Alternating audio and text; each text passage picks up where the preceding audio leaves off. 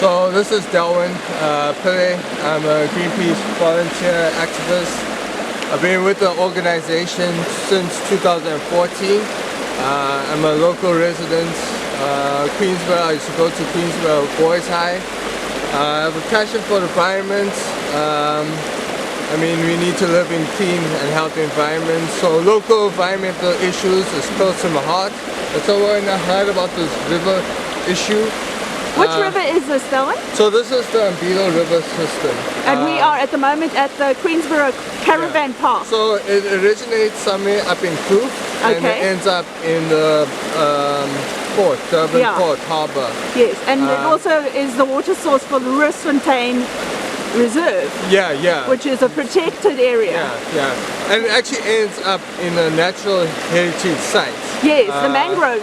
And that's one of the few last remaining mangroves. So that site is of significance, and it's global significance. Global significance, and it's an estuary, so you have all the little fish, baby fish, and that goes into the harbour, and then you have the fisher folk. So you have this river system that supports many communities. Including some informal settlements who don't have piped water, so they have to use the river. How dangerous could that potentially be for them? In fact, a lot of them have community gardens. So the water feeds their garden system. And if there's pollution in water, does that mean the food becomes tainted? Exactly. Interesting. Okay, there seems to be this froth on the river here. What do you think that might be? I mean, obviously you're not a lab technician in your head, but what normally typically causes this type of froth? So you look at all the bacteria that break down in the river system. Some of it's naturally carrying bacteria, and some of it is too many because of probably effluent or whatever is in there that has been added into the water system unnaturally.